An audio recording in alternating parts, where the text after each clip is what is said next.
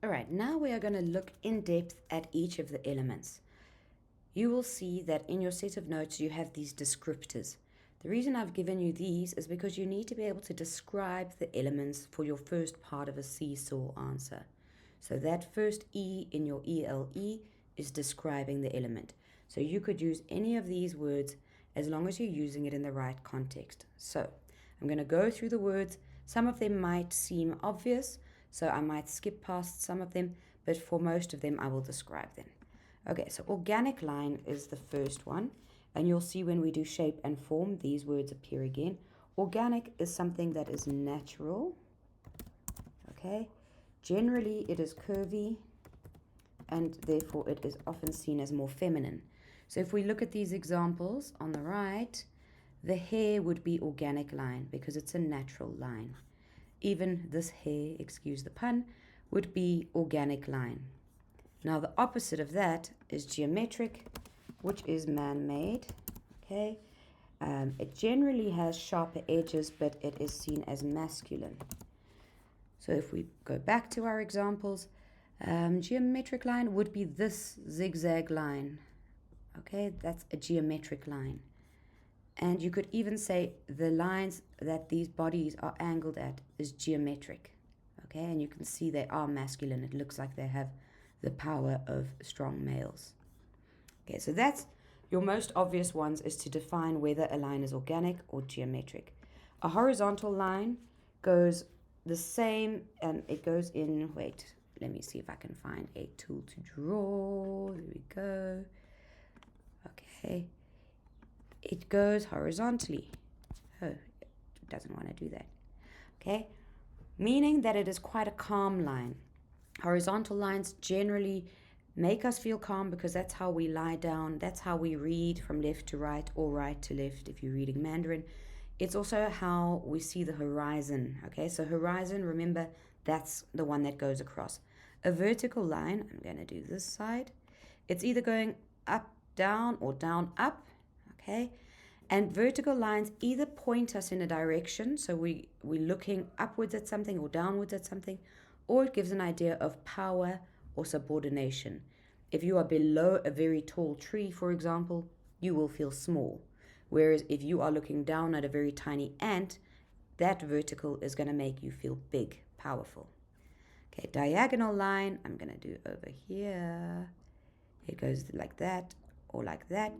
And a diagonal line creates movement, okay, or chaos. If something is lying at a diagonal, we feel like it's about to fall over. And then think of all your sports brands logos. Puma, Adidas, Nike, they all have vertical lines in them. I'm not using a stylus, so this is quite tough, but there you can get the idea. Okay, a curved line is any line that curves any which way. An undulating line is a curving line. It just has more order to it, so it goes up and down like this. Okay, so think of waves.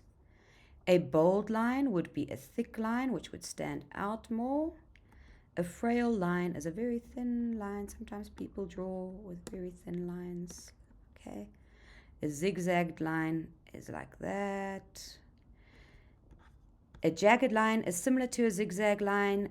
Zigzag is generally much more uniform, whereas jagged would be a bit more random. Okay, thin and thick lines are the same as bold and frail. Calligraphic means it looks like calligraphy. So when you write with calligraphy, you're writing with curvy things. Okay, so it would be anything that's curvy, blah, blah, blah, blah, blah. That is calligraphic. Striated, that comes from the name of a type of mussel. So if you think of if you're eating a chicken breast and you pull it apart, there's lots of fibers going in the same direction. So striated lines would be lots of lines going in the same direction. Oh, I don't know why it wouldn't let go of my cursor there. Okay, so a good example of striated would be this hair again. There's lots of lines going in the same direction. And then the last one, dynamic. Dynamic line is anything that looks like it gives movement. Okay, so let's go to our examples in the large screen. Okay. The first one I've said implied diagonal line. An implied line is something that's not actually there, but your eye follows it. Like if someone is pointing at something, there isn't actually a line between their finger and where they're pointing, but our eye follows that imaginary line. So that is why it's called implied. So here, there's an implied diagonal lines created by the men, which creates dynamic lines. Here we've got bold, confident, and organic lines. Organic because at the bottom here, the people are organic.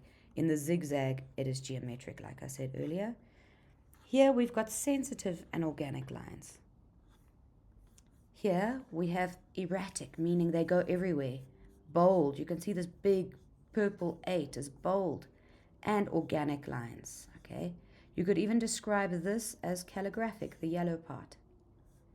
Okay, and then the hair, implied line, it's sensitive, it's organic, and it's striated. Okay, the next one we'll do is color.